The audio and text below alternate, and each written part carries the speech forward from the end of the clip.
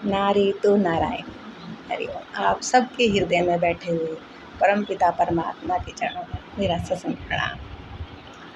जैसा कि आप सभी जानते हैं, ये आषाढ़ी पूर्णिमा गुरु पूर्णिमा के नाम से मनाई जाती है, जिसे हम व्यास पूर्णिमा भी कहते हैं। व्यास यानी विस्तार। वेद व्यास जी ने जब ज्ञान का विस्तार किया, यानी कि एक ज्ञान तो वो है जो हमें प्राप्त हुआ और वो हम तक ही सीमित रह गया, लेकिन जब कोई इसका विस्तार करता है, यानी इस ज्ञान को अनेक लोगों तक पहुंचाता है, संसार में बांटता है, तो वो शुरुआत वेद व्यास जी ने की। इसीलिए ये व्यास पूर्णिमा गुरु पूर्णिमा के नाम से मनाई जाती है। हम अपने सतगुरु का पूजन करते हैं। गुरु माने गु माने अंधकार और रू माने प्रकाश, जो हमें अंधकार से निकाल के प्रकाश की ओर ले जाए, वे सतगुरु। वैसे तो जब से हम जन्म लेते हैं, जीवन पर्यंत कुछ ना कुछ हम सभी से सीखते हैं। गुरु दो प्रकार के होते हैं, एक होते हैं लौकिक गुरु और एक होते हैं पारलौकिक गुरु, यानी परमात्मा से मिलाने वाले। जो लौकिक गुरु हैं वो हमारे अनेक होते हैं, जिसमें सबसे पहले हमारे गुरु हमारे माता पिता होते हैं।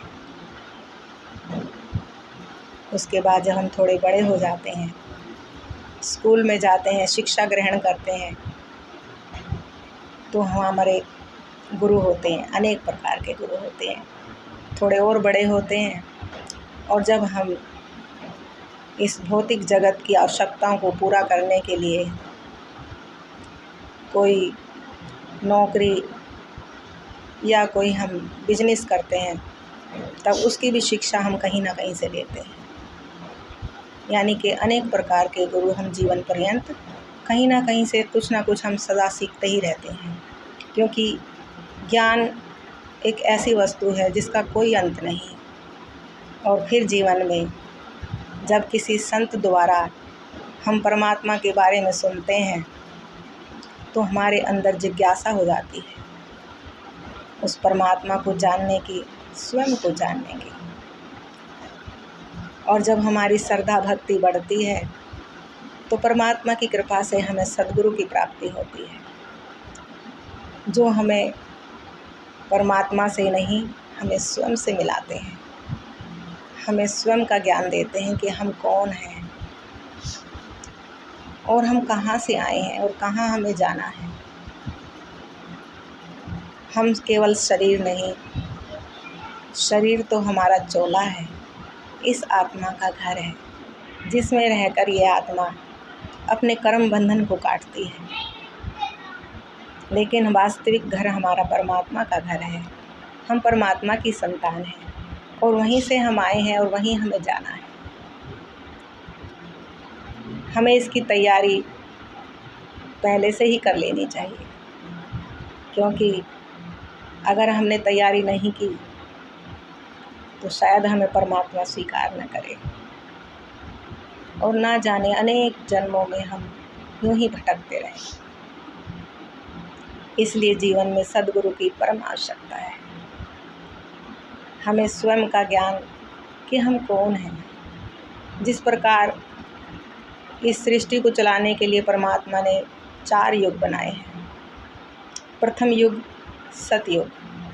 सतयुग में आत्मा बहुत तेजस्वी, जागृत अवस्था में सोने के समान, ज्ञान सतोगुण प्रधान, सतोगुणी।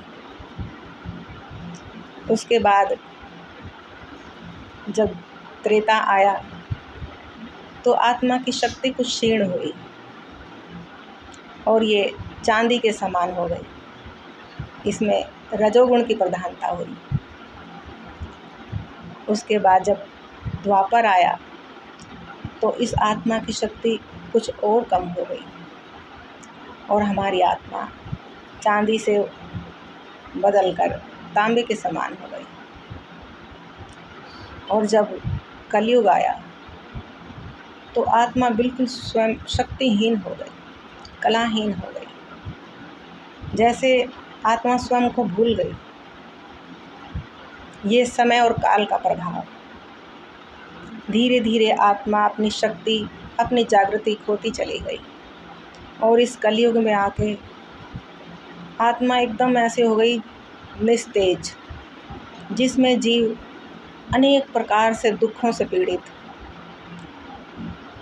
इधर उधर देवी देवताओं के पीछे, संतों के पीछे दौड़ने लगा, सुख शांति की तलाश में, और स्वयं को बिल्कुल भूल बैठा कि जो शक्ति सब कुछ हमारे भीतर है वही हम बाहर तलाशने लगे। और अनेक देवी देवताओं की पूजा में, संतों की, फकीरों की चरणों में हम मत्था टेकने लगे। तब कभी सद्गुरु की कृपा से हमें वो ज्ञान प्राप्त हुआ कि हम भिखारी नहीं, हम दाता हैं। सभी कुछ हमारे भीतर है। जिन देवी देवताओं को हम मंदिरों में पूजते हैं वही 33 कोटि देवी देवता इस आत्मा में ही वास करते हैं। वही सब आत्मा की शक्ति है, सब कुछ आत्मा में ही है। और हम इस मनुष्य रूपी चोले में आत्मा है। जब हमारी आत्मा अपने इस ज्ञान को प्राप्त कर लेती है कि मैं कौन हूँ, उसी जागृति को साक्षात्कार कहते हैं। स्वयं का दर्शन, स्वयं को जानना। हम दुनिया को, संसार को जानते हैं, लेकिन सही माने में हम स्वयं को भूल बैठे हैं, जिसके कारण अनेक दुखों से पीड़ित हम दर दर भटकते रहते हैं सुख शांति की तलाश में। एक मृग तृष्णा, जिस प्रकार कस्तूरी मृग के मस्तिष्क में होती है, लेकिन वो उसकी खुशबू से परेशान उसे यहाँ वहाँ ढूंढता रहता है। उसे मालूम ही नहीं कि जिस खुशबू को तुम इधर ढूंढ रहे हो, यहाँ वहाँ ढूंढ रहे हो, वही कस्तूरी आपके मस्तिष्क में है। उसी प्रकार ये आत्मा रूपी मणि जो हमारे मस्तिष्क में है, हम उस मणि की चमक को खो बैठे, यानी आत्मा की चमक को खो बैठे। हमें वही चमक वापस लेकर आनी है, अपनी आत्मा की जागृति करनी है। हमारा जागना, हमारी आत्मा का जागना ही सतयुग है, यानी सतगुण। जो जैसे सत्यनारायण भगवान की हम पूजा करते हैं। सत्यनारायण कौन है? सत्य यानी सत्य, सत्य सिर्फ परमात्मा है। परमात्मा के जो नारायण के जो गुण हैं, वही गुण हमें धारण करने हैं। इसीलिए हम सत्यनारायण की पूजा करते हैं। और वो सत्यनारायण कोई और नहीं, मनुष्य ही है। जब ये मनुष्य अच्छे कर्म करके, सतो गुण धारण करके, परमात्मा की उपासना से स्वयं का ज्ञान प्राप्त करके, लक्ष्मी नारायण स्वरूप, यानी नारी है तो लक्ष्मी और नर है तो नारायण, लक्ष्मी नारायण स्वरूप हम स्वयं ही बन जाते हैं। तो इसलिए हमें अपने आप को जानना है, स्वयं को जानना है और अपनी उन शक्तियों को जानना है जो हमारे भीतर ही है, हमारी आत्मा में। इसलिए ये गुरु पूनम हमें यही संदेश देती है कि आओ, जागो, स्वयं में जागो, अपना ज्ञान, अपनी आत्मा का ज्ञान, अपनी जागृति स्वयं करो, अपने दीपक स्वयं बनो, तो तुम्हें इधर उधर नहीं भटकना पड़ेगा।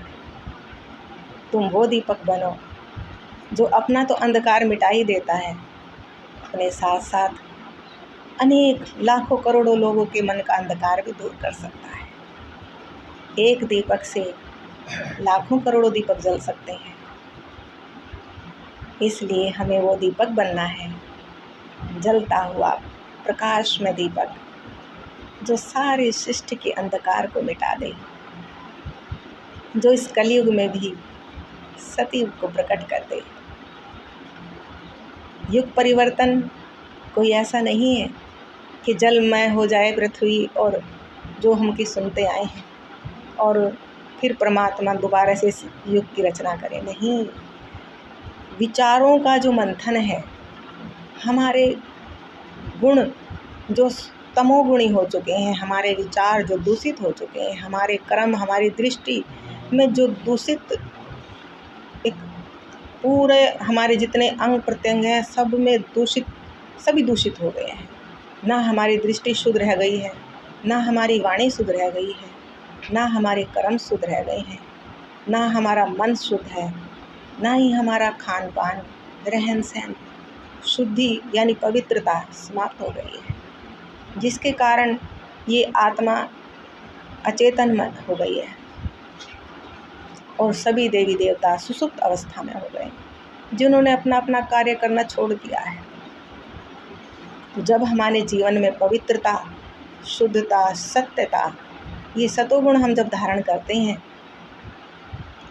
नेकी, अच्छाई, सच्चाई, परमात्मा का भजन, सुमिरन, ईर्ष्या द्वेष का परित्याग, क्रोध का परित्याग, वाणी में मधुरता और परमात्मा का सुमिरन, जब ये हम सतोगुण धारण करते हैं तो हमारी आत्मा प्रसन्नचित्त होकर जागृत अवस्था में हमारा साथ देना आरंभ कर देती है।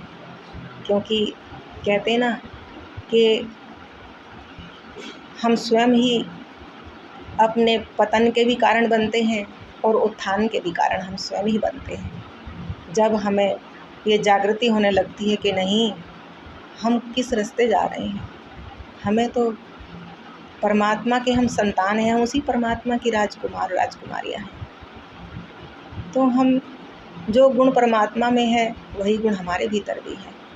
हमें अपने उन्हीं गुणों को जगाना है, उन्हीं में जीना है, अपने व्यवहार में, अपनी सोच में, अपने कर्म में, अपनी दृष्टि में वही शुद्धता, पवित्रता लानी है। तो आज आ गया सतयुग, यही तो सतयुग है। अपने घर में माता पिता क्या परमात्मा से कम है? अगर हमारी दृष्टि हम नज़र उठा के देखें तो परमात्मा कोई आसमान, 7वें आसमान पर नहीं बैठे हैं। हमें जन्म देने वाले माता पिता, जिनके अंदर ना कोई छल कपट है और ना ही कोई उनकी हमसे कोई उम्मीद है, फिर भी वो जीवन पर्यंत हमारे लिए सब कुछ करते हैं, सब कुछ बिना किसी लालच के। तो ये माता पिता रूपी परमात्मा, अगर हमने उनकी सेवा कर ली, उन्हें प्रसन्न कर लिया, तो समझ लो हमारा परमात्मा भी हमसे प्रसन्न है, हमारे भाग्य के द्वार वो खोल देता है। इसलिए हमें अपने परिवार में रहते हुए, अपने माता पिता की सेवा करते हुए, अपने बच्चों की, अपने पति पत्नी की, अब सबकी एक दूसरे का ख्याल रखते हुए, अपने नित्य कर्म क्रिया करते हुए भी हम उस परमात्मा को पा सकते हैं। इसमें कुछ भी मुश्किल नहीं है। वनों में, जंगलों में, कंदराओं में जाने की कोई आवश्यकता नहीं। संसार में रहते हुए भी, घर गृहस्थी में रहते हुए भी हम उस परमानंद को पा सकते हैं। यही गुरु पूर्णिमा पे प्यारा सा संदेश मेरे सतगुरु के चरणों में सत सत प्रणाम करते हुए आप सभी दिव्य आत्माओं के हृदय में बैठे हुए मेरे परमात्मा को सत सत प्रणाम। राधे राधे। जय श्री हरि नारायण। ओम नमः शिवाय। ओम शांति शांति शांति।